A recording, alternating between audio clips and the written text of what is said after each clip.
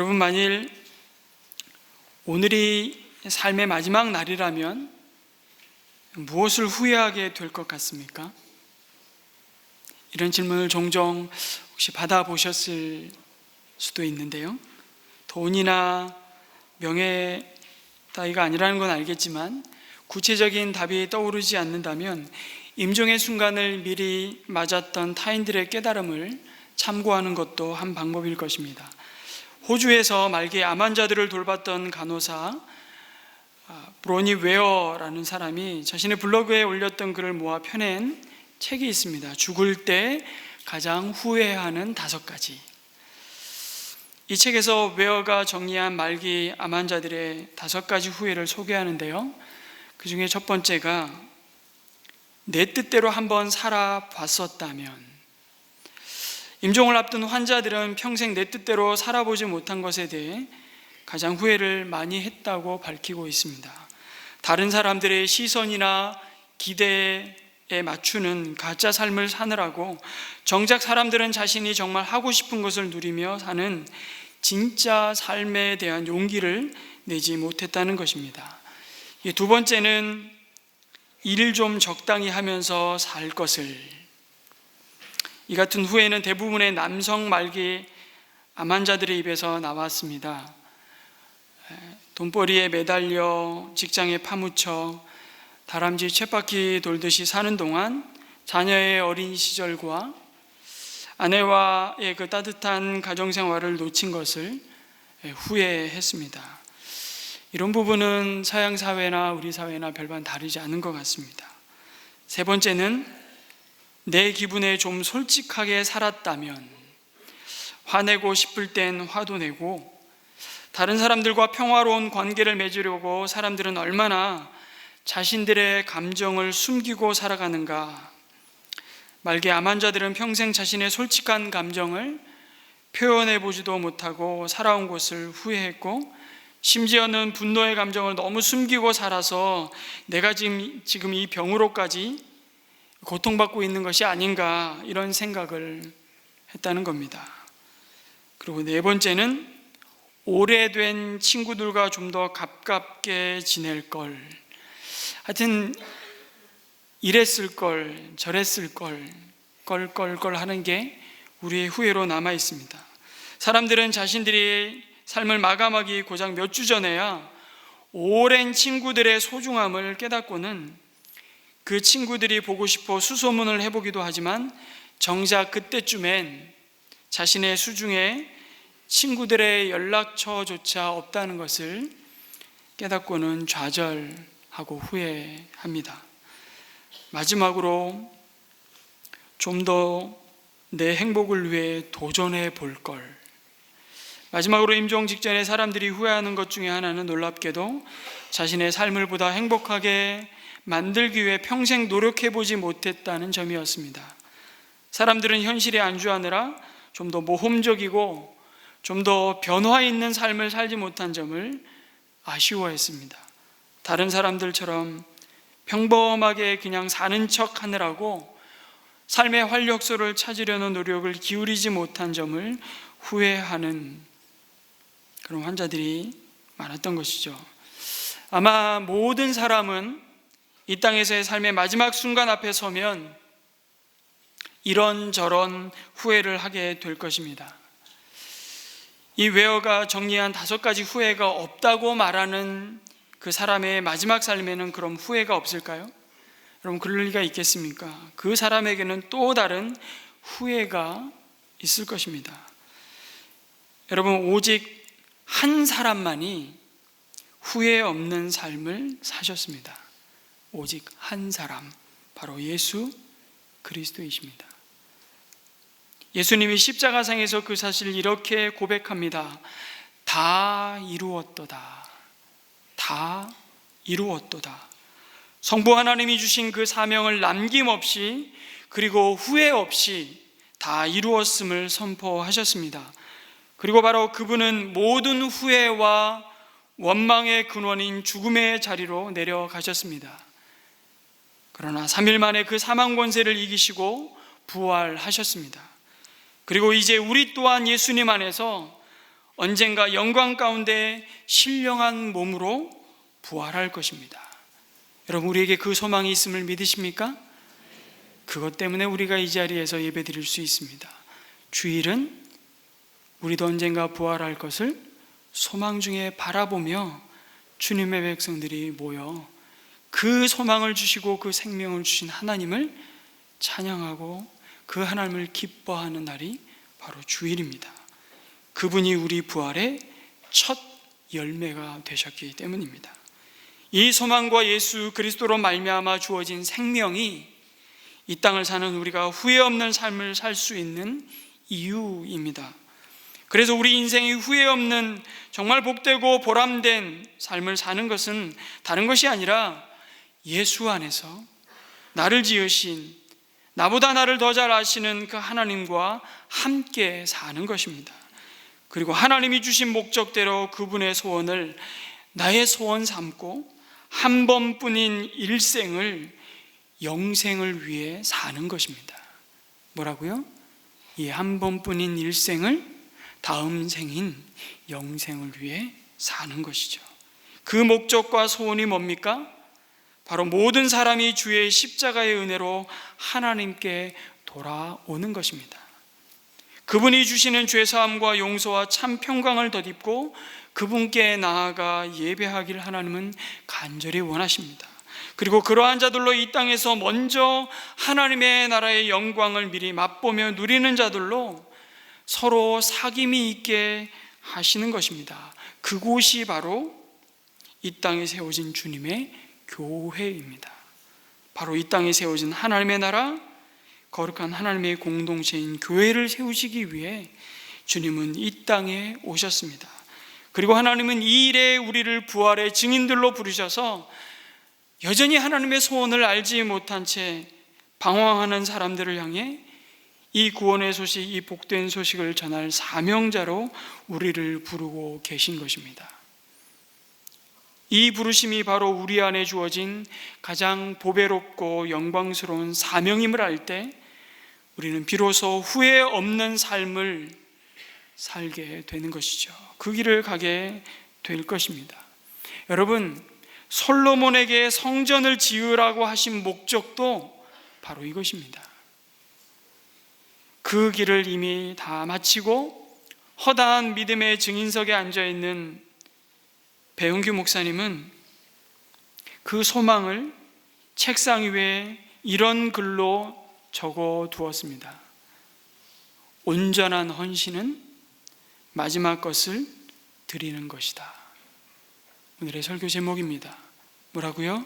온전한 헌신은 마지막 것을 드리는 것이다. 그리고 그 고백대로 배 목사님은 자신의 마지막 것을 드렸습니다. 순교야말로 나의 마지막 것을 드리는 것이기에 온전한 헌신일 것입니다. 여러분, 왜 마지막 것을 드리는 것이 온전한 헌신일까요? 그것은 대가를 바라지 않기 때문입니다. 그것은 되돌려받을 마지막 기회를 잃는다 해도 후회 없이 그리고 남김없이 자신을 내어주는 삶이기 때문입니다. 순교는 그런 것입니다. 돌아올 보상을 바라지 않습니다. 나에게 돌아올 영광을 구하지 않습니다. 내가 받을 몫을 계산하지 않습니다. 순교는 이미 되갚을 수 없는 온전하고 영원한 사랑을 하나님께로부터 받았기에 자신을 또한 내어주는 것입니다. 무엇을 위해서요? 오직 복음 때문입니다. 오직 그 하나님의 나라를 위해서, 그것이 순교이고 그것이 십자가의 은혜입니다. 여러분, 마지막 것을 드릴 수 있는 자는 그의 마지막 가치와 영광을 영원한 하나님의 약속에 두는 자일 것입니다.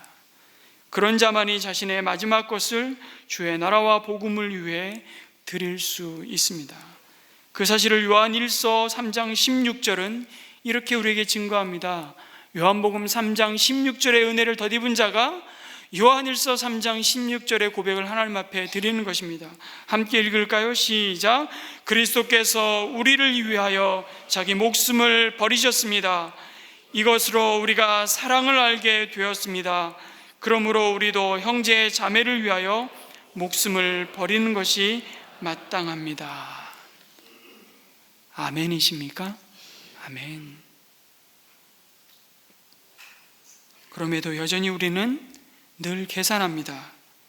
내가 이만큼 너를 위해 희생하고 뭔가를 해주었으면 나에게도 돌아오는 것이 있어야 되지 않겠냐고. 어쩌면 그것은 헌신이라기보다는 투자일지도 모르겠습니다. 성도 여러분, 우리에게 마지막 것은 무엇입니까? 우리가 가장 소중히 여기고 사랑하는 것일 것입니다. 그래서 우리의 마지막 것은 누구에게도 내어줄 수 없다고 생각하는, 어쩌면 우리의 마지막 것은 나의 우상일지도 모르겠습니다.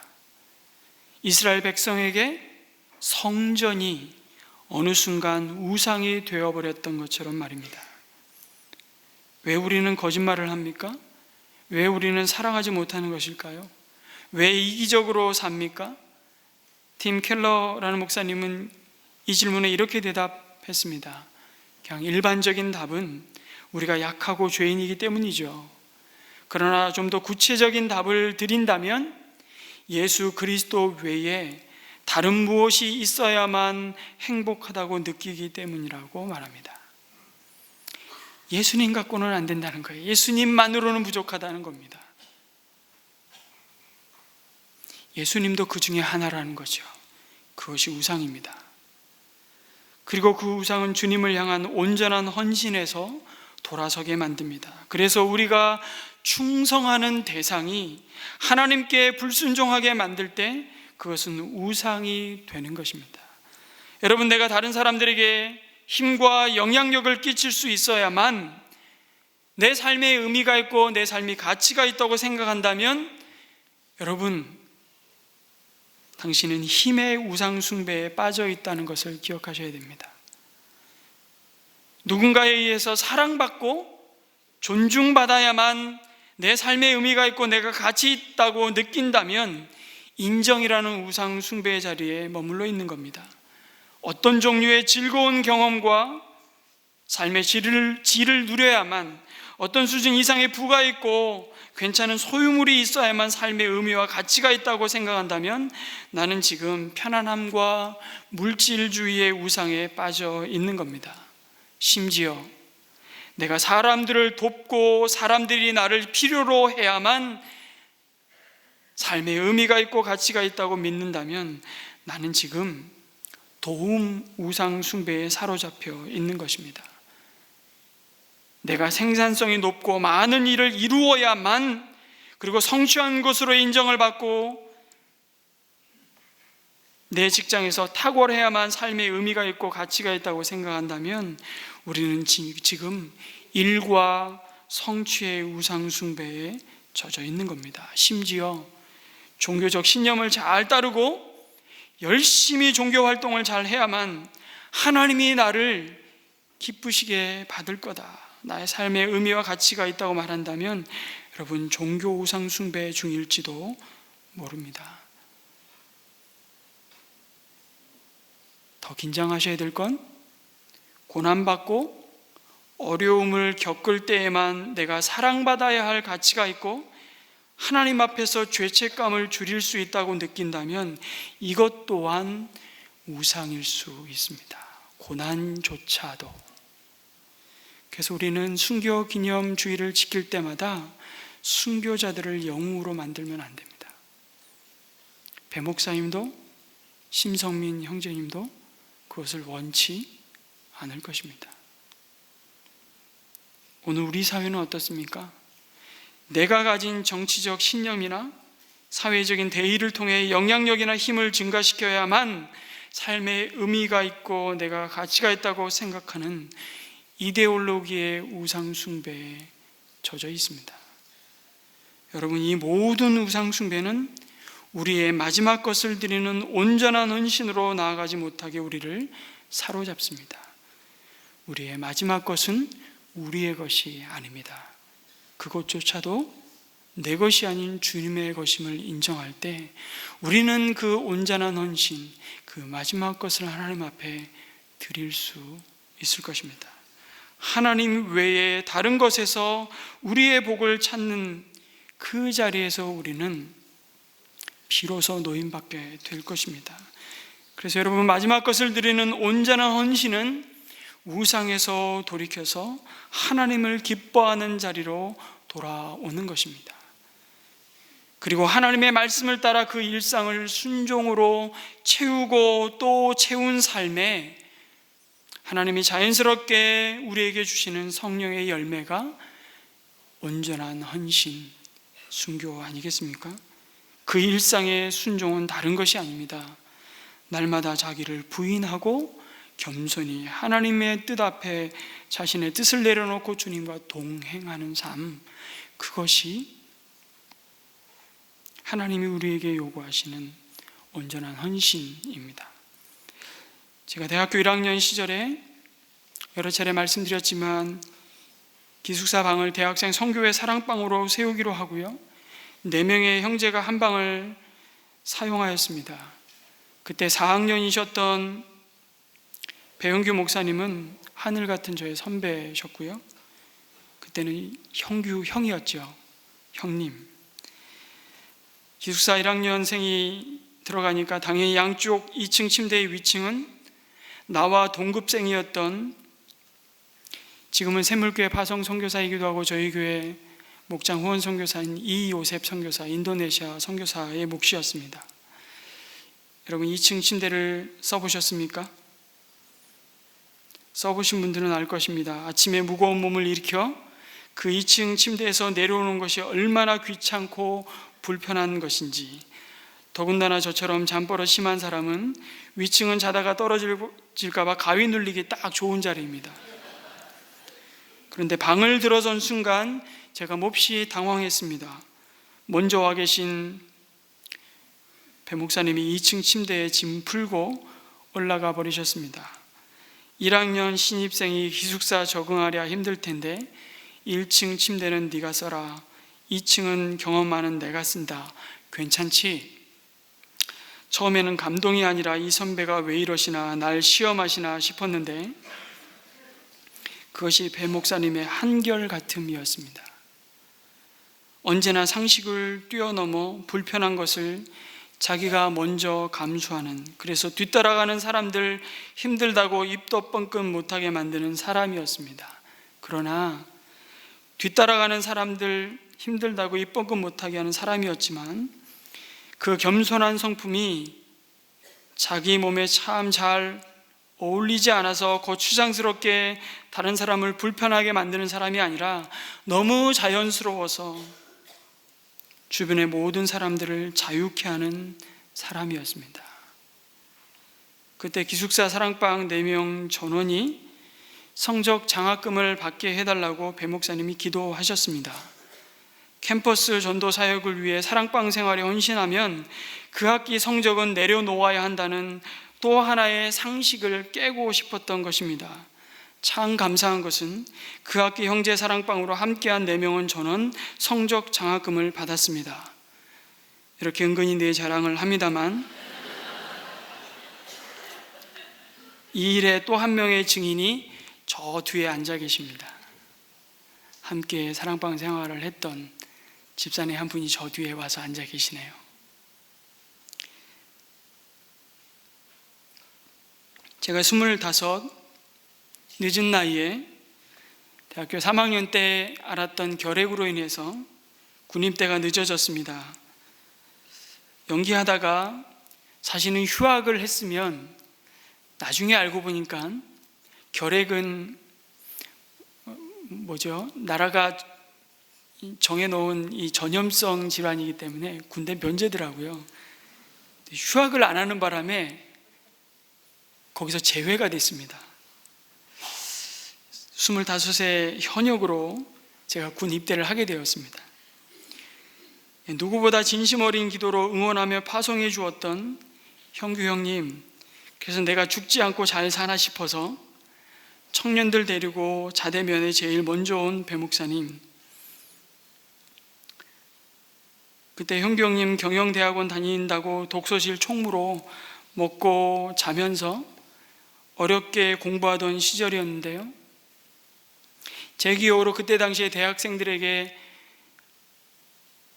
학생들을 가르치는 아르바이트가 금지되었습니다. 법적으로. 나는 법을 준법으로 법을 지키겠다. 그래서 과외 안 하고 독서실 총무하면서 고생하는데 쌈짓돈 10만 원을 손에 쥐어주고 가시던 그 형님의 사랑이 그립습니다.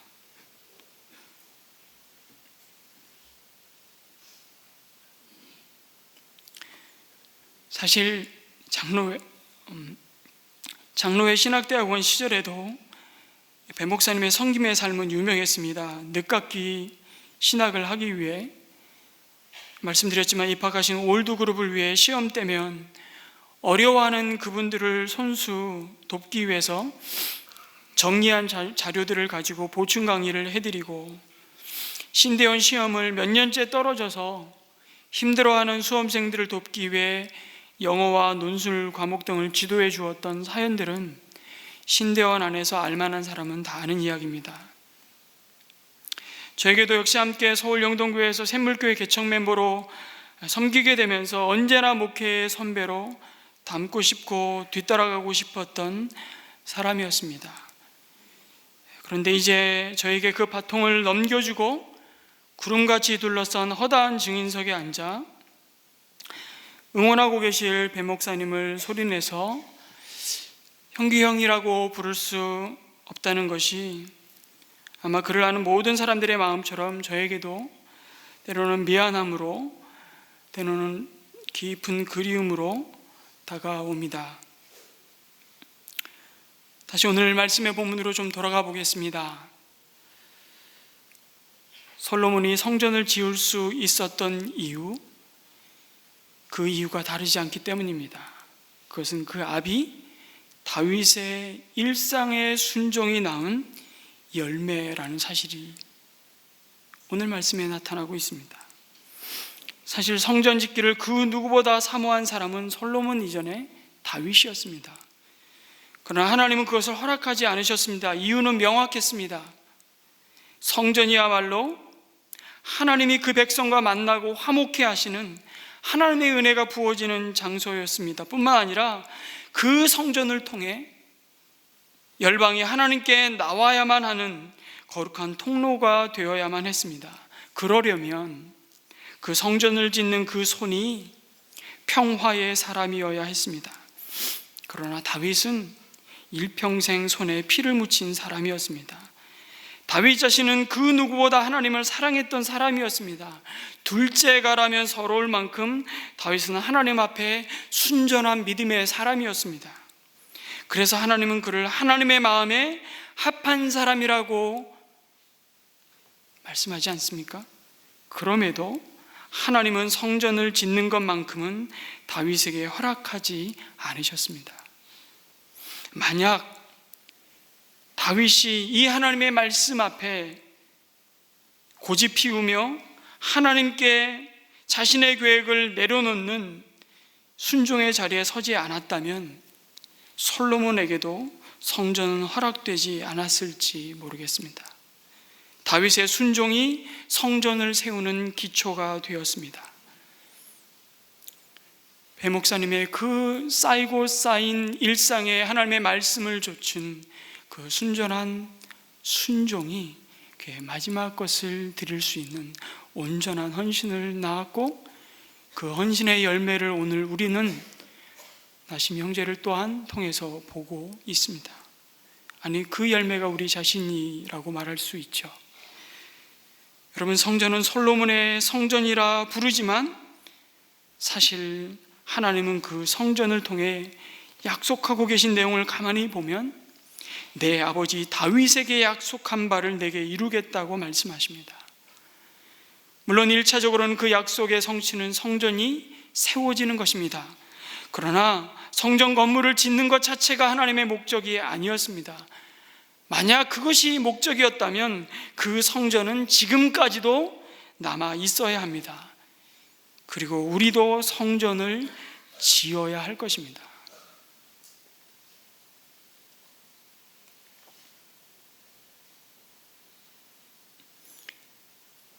종종 어리석은 말들을 합니다. 예배당을 지으면서 성전을 짓는다고. 아니요. 그 성전은 예수님 자신이 성전이시고 예수님이 머리 대신 그의 몸된 지체인 우리가 성령이 거하시는, 예수의 영이 거하시는 성전이라고 말씀하고 있습니다. 더 이상 예배당은 성전이 아닙니다. 하나님은 성전을 짓는 솔로몬에게 이렇게 말씀하셨습니다. 오늘 말씀해 보니까 드디어 내가 성전을 짓기 시작하였구나. 드디어 내가 성전을 짓기 시작하였구나. 그럼 그 다음에 이어지는 말씀은 뭐여야 될 것 같습니까? 솔로몬, 정말 내가 너 너무 기뻐한다. 너의 그 수고와 너의 그 헌신을 내가 정말 칭찬한다. 이런 말씀이 나와야 될 것 같은데 좀 생뚱맞은 말씀이 나와요. 말씀시키라는 거예요. 저는 그 사이에 가로로 이런 표현을 넣고 싶습니다. 드디어 내가 성전을 짓기 시작하였구나. 그런데 기억해라. 눈에 보이는 성전, 이 화려한 건물을 짓는 것이 내가 너에게 준 삶의 목적이 아니라는 사실을 말이다. 성전을 짓는 것이 내 사명이 아니라는 사실을 명심해라.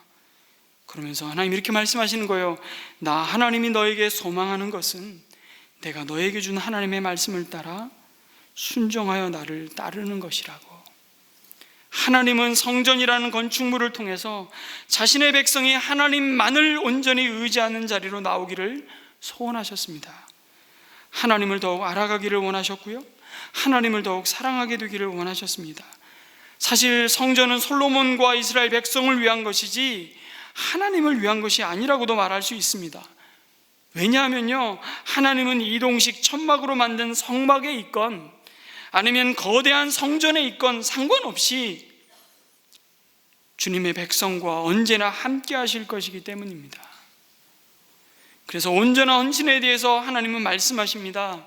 솔로몬에게 원하셨던 온전한 헌신은 눈에 보이는 건물로서의 성전을 짓기 이전에 이스라엘이 하나님이 거하시는 성전으로 세워지는 순종이라는 사실을 기억해야만 했습니다. 그것이 뭡니까? 하나님이 이집트에서 종살이하던 그들을 불러내실 때 주셨던 약속입니다. 아니, 이미 그의 조상 아브라함과 맺으셨던 언약입니다. 내가 너로 큰 민족을 이루고 너로 말미암아 열방이 하나님의 복을 누리게 하겠다는 약속이었습니다.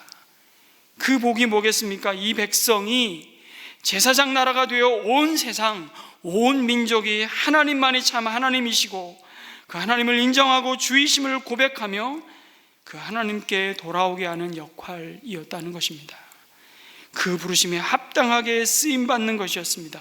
그 일을 위해 하나님은 이스라엘 백성을 온 민족 가운데 먼저 구별하셔서 자신의 백성으로 부르신 것입니다. 가끔 가다가요, 어떤 분들이 이런 말을 합니다.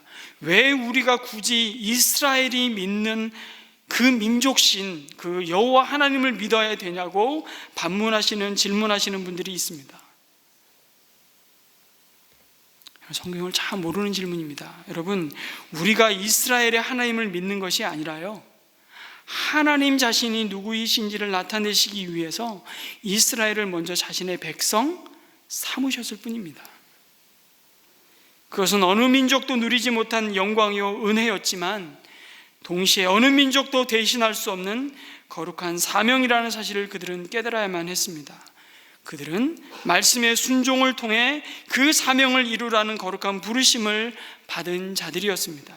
그것 때문에 하나님은 성전 짓는 것을 허락하셨습니다. 성전이요, 이미 그 성전이 지어진 때에 이집트는요 피라미드를 세웠어요. 비교해 보세요. 그게 성전이 뭐가 대단한 겁니까? 물론 지금의 가치로 따지면 1조 원이 들어갔다 그러더라고요. 제가 주일날 새벽기도 우리 목사님이 그걸 환산해서 어디서 기록해서 보셨는지 1조 원, 결코 한 건물에 쏟아부을 수 있는 결코 작은 돈이 아니죠. 작은 가치가 아닙니다. 그럼에도 솔로몬은 뭐라 그럽니까? 그 성전에 하나님이 거하시기에는 너무 부족한, 거하실 수 없다라고 고백하지 않습니까? 그래서 솔로몬이 성전을 봉헌하며 하나님께 기도할 때도 그러한 사실을 이렇게 고백합니다. 하나님이 이 성전에서 이방인들이 하나님께 나와 부르짖을 때에도 하늘에서도 그 응답해 주시기를 간구합니다. 그러나 이 일에 그들은 실패했습니다. 열방이 주께 나올 수 있는 복되고 거룩한 통로로 부르신 소명을 망각했습니다.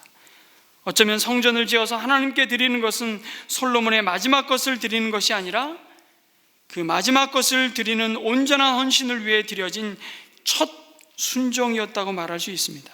하나님의 계획은요, 성전을 통해 내가 택한 이 백성이 더 하나님의 이런 마음을 알고 더 복된 순종으로 자신을 드리는 것을 기대하시는 것이었습니다. 그러나 그 하나님의 소망은 솔로몬 당대에 이미 무너지고 맙니다. 성전을 짓고 솔로몬의 마음은 이미 모든 것을 다 이룬 것처럼 교만해졌습니다. 성전에서의 제사는 이동형 천막인 성막에서의 제사와는 비교할 수 없을 만큼 더욱 성대하고 화려해졌지만 이스라엘 백성의 마음은 그들의 제사마저도 자기들만이 선민이요 자신들만이 복을 누리는 자들이어야 한다는 그 편협한 기복신앙과 선민사상으로 타락해 버렸습니다. 솔로몬조차 자신의 마지막 것을 드리는데 실패했습니다. 하나님께 성전을 지어드리고자 했던 그의 귀한 헌신과 하나님을 향한 사랑은 이내 하나님을 향한 무심한 마음이 되어버렸습니다. 하나님 외에 다른 무엇이 있어야만 행복하다고 생각한 우상 때문이었습니다. 그래서 여러분, 우리는 마지막이 중요합니다. 그래서 삶의 끝을 어떻게 정리할 것인가가 정말 중요합니다. 지난주에 그리스 아테네 5.6에 생각보다 강진이 일어났습니다.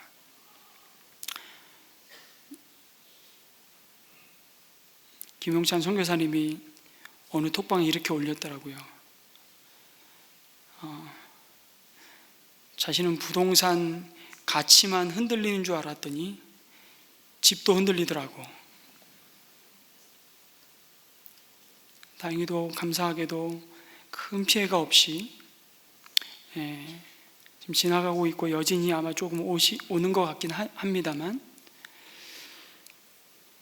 선교사님이 그런 고백을 했답니다.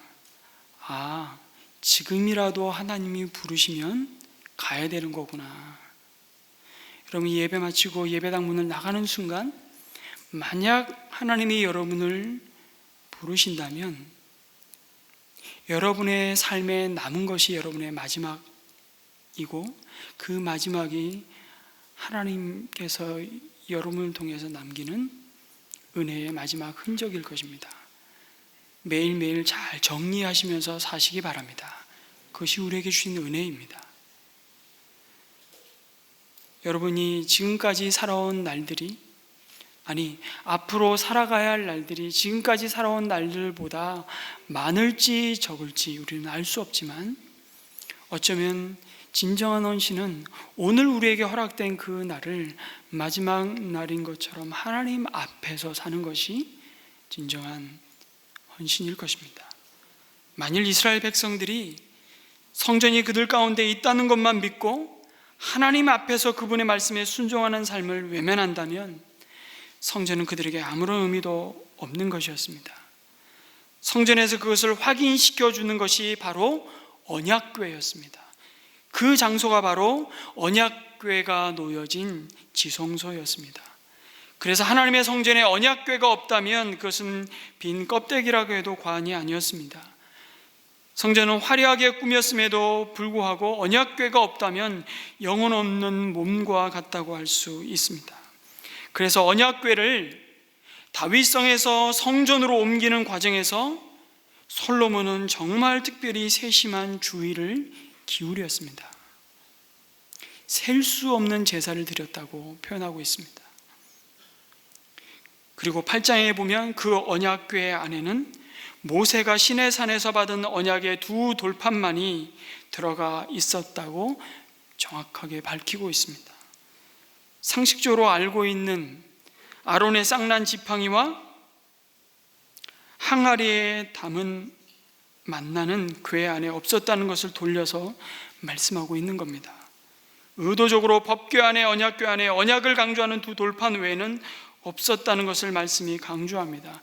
아마도 모세 시대 이후에 세월이 지나면서 사람들이 아론의 쌍난 지팡이와 만나 항아리를 우상화시켰던 것이 아닐까 싶습니다. 마치 이스라엘 백성들이 히스기야 시대에 이르러서 모세가 광야에서 자신의 죄로 말미암아 죽어가던 이스라엘 백성을 구원하기 위해서 놋뱀을 만들어 높이 들었던 것처럼 그 놋뱀을 사람들이 숭배한 것처럼 말입니다. 결국 하나님의 은혜와 능력을 기억하고 백성들로 하여금 하나님을 더욱 의지하고 예배하도록 해야 할 도구가 오히려 하나님의 영광을 가로채자 히스기야 왕은 그 도구를 파괴해 버렸습니다. 백성들이 하나님에게만 집중하도록 했던 것처럼 어쩌면 솔로몬 시대 이전에도 비슷한 일이 있었는지도 모르겠습니다. 아론의 지팡이와 만나를 담은 항아리는 사라져도 하나님의 말씀을 기록한 두 돌판은 그대로 언약궤 안에 있었다는 사실, 그것을 기억하면서 우리가 붙잡아야 할 교훈이 뭐냐? 기적과 이적은 사라지고 시들어도 하나님의 말씀만은 영원하다는 것을 다시 한번 강조하시는 것입니다.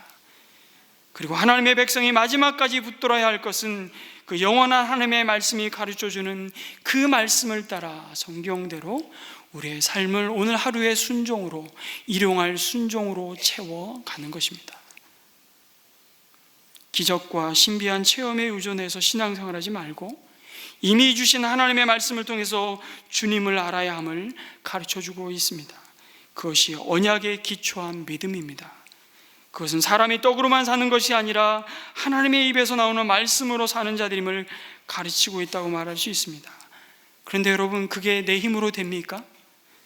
하나님의 백성이 하나님의 말씀에 순종할 수 있는 길은 나의 의지와 노력과 열심이기 이전에 하나님의 영광과 임재하심이 없다면 불가능하다는 것을 그래서 그 다음에 보여주시는 거예요. 여러분, 언약궤가 지성소에 모셔지고요, 제사장들이 성전을 나오자 어떤 일이 벌어집니까?